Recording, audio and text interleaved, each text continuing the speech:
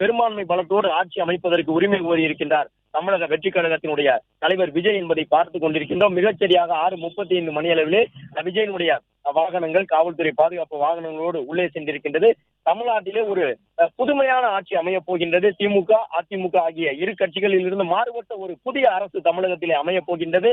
இந்த அரசுக்கு உகந்த அதிகாரிகளாக யாரெல்லாம் இருக்க போகின்றார்கள், தலைமை பொறுப்புகளில் யாரெல்லாம் அமரப் போகின்றார்கள், வழக்கமாகவே ஆளுநர் ஒப்புதலோடு தான் இந்த உயர் அதிகாரிகள் எல்லாம் நியமனம் செய்யப்படுவார்கள். ஆளுநரை பொறுத்தவரை அமைச்சரவை முதலமைச்சர் வழங்கக்கூடிய பரிந்துரைகளை செயல்படுத்துவார்கள்.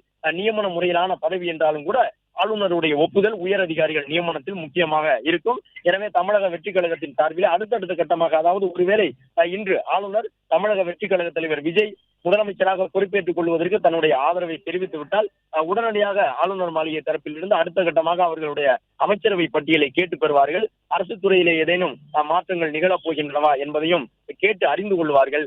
எனவே ஆளுநர் மாளிகையில் ஆளுநரை பொறுத்தவரை எப்பொழுதுமே முதலமைச்சராக இருக்கக்கூடியவர்களுக்கும் ஆளுநராக இருப்பவருக்கும் இடையே அந்த ஒரு ஒத்துழைப்பு அவசியம் என்று சொல்வார்கள். எப்படி மத்திய மாநில அரசுக்கு இடையிலான உறவு என்பது மாநிலத்தினுடைய வளர்ச்சிக்கு நிதியை பெறுவதற்கு உதவிகரமாக இருக்குமோ, அதே போன்று மாநில அரசு தான் நினைக்கக்கூடிய திட்டங்களை எல்லாம் நல்ல முறையில் செயல்படுத்தி முடிப்பதற்கு ஆளுநருடைய ஆதரவும் அவசியம் என்று பார்க்கப்படும்.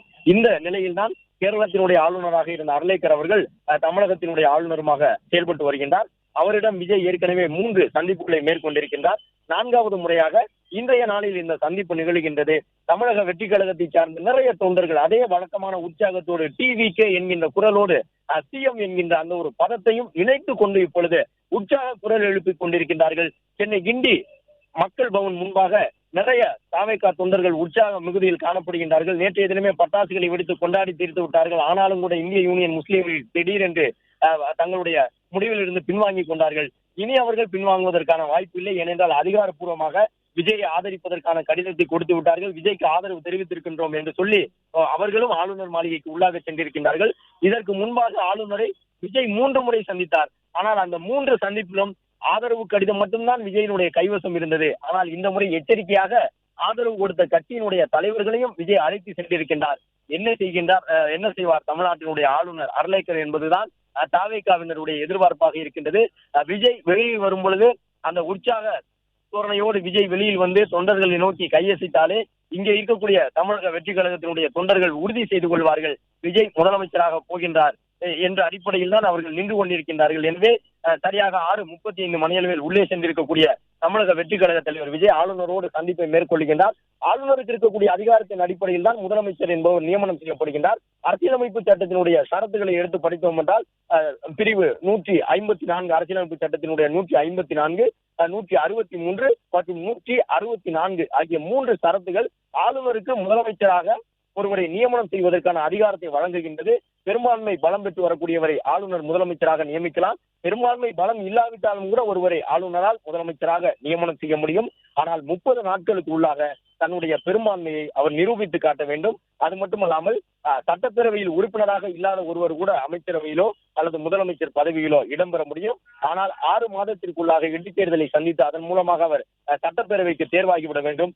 எனவே ஒரு மாநிலத்தினுடைய முதலமைச்சராக யாரை அமர்த்துவது என்பதில் ஆளுநருக்கு இருக்கக்கூடிய உரிமை என்பது விருப்புரிமை அடிப்படையிலான ஒரு மிக முக்கியத்துவம் பெற்ற விதிகளாக பார்க்கப்படுகின்றது. வழக்கமாக ஆளுநருக்கு இருக்கக்கூடிய உரிமையை பார்க்கும் பொழுது ஆட்சித்துறை அதிகாரம் என்பார்கள், சட்டமன்றத்தில் இருக்கக்கூடிய அதிகாரம் என்பார்கள், சட்டமன்றத்துறை அதிகாரம் என்பார்கள், நிதித்துறை அதிகாரம் இருக்கும், நீதித்துறையிலும் ஆளுநருக்கு அதிகாரம் இருக்கும்.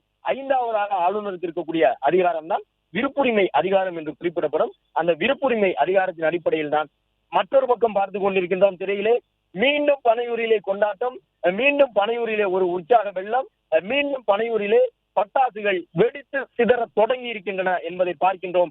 தமிழக வெற்றி கழகத்தினுடைய அரசு அமைய போகின்றது என்பதற்கான உற்சாகத்தோடு தமிழக வெற்றி கழகத்தினுடைய தொண்டர்கள் தங்களுடைய மகிழ்ச்சியை கொண்டாடி தீர்த்து கொண்டிருக்கின்றார்கள் என்பதை பார்க்கின்றோம். சென்னை கிண்டியில் இருக்கக்கூடிய ஆளுநர் மாளிகைக்கு முன்பாக 100கணக்கான தமிழக வெற்றி கழகத்தினுடைய தொண்டர்கள் குவிந்திருக்கின்றார்கள். டிவிகே என்கின்ற உற்சாக குரலோடு அவர்களை பார்க்க முடிகின்றது. பட்டினப்பாக்கம் விஜய் இல்லத்திற்கு முன்பாக தமிழக வெற்றி கழகத்தினர் குவிந்து கொண்டிருக்கின்றார்கள். சென்னை பனையூரில் இருக்கக்கூடிய தமிழக வெற்றி கழகத்தினுடைய தலைமை அலுவலகத்திற்கு முன்பாகவும் அவர்கள் குவிந்து கொண்டிருக்கின்றார்கள் என்பதை பார்க்கின்றோம். தமிழக வெற்றி கழகத்தினுடைய தலைவர் விஜய் தற்பொழுது ஆளுநர் மாளிகைக்கு உள்ளாக சென்றிருக்கின்றார். கம்யூனிஸ்ட் கட்சியினுடைய நிர்வாகிகளும் சென்றிருக்கின்றார்கள் என்பதை கட்சியினுடைய நிர்வாகிகள், மார்க்சிஸ்ட் கம்யூனிஸ்ட் கட்சியினுடைய நிர்வாகிகள் என்று கூட்டணி முறையில் ஆதரவு கொடுத்திருக்கக்கூடிய நிர்வாகிகள் எல்லாம் சென்றிருக்கின்றார்கள். தாவேகா தரப்பிலே ஒரு கோரிக்கை முன்வைக்கப்பட்டிருக்கின்றது. நாளைய தினமே விஜய்க்கு முதலமைச்சராக பதவி பிரமாணம் செய்து வைக்க வேண்டும் என்ற வேண்டுகோளை முன்வைத்திருக்கின்றார்கள் ஆளுநர் அர்லேக்கரிடம் தமிழக வெற்றி கழகத்தினர். முதல் முறையாக தேர்தல் அரசியலில் பங்கெடுத்தவர்களுக்கு மிகப்பெரிய ஆர்வம் இருக்கும்.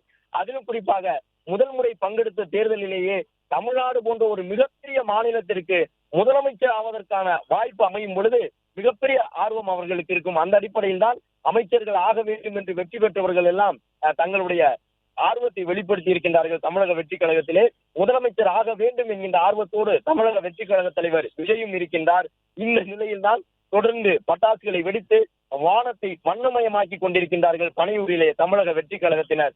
அங்கே பல வகையான பட்டாசுகளை வெடித்த உற்சாகத்தோடு தங்களுடைய கொண்டாட்டங்களை அவர்கள் தொடங்கி இருக்கின்றார்கள். இனிப்புகளை வழங்கி இருக்கின்றார்கள். அந்த பகுதியிலே ஒரு உற்சாக கொண்டாட்டத்தை பார்க்க முடிகின்றது. தமிழக வெற்றி கழக தலைவர் விஜயனுடைய உருவப்படம் தாங்கி வந்து இளைஞர்கள் உற்சாகத்தோடு குரல் எழுப்பிக் கொண்டிருக்கின்றார்கள்.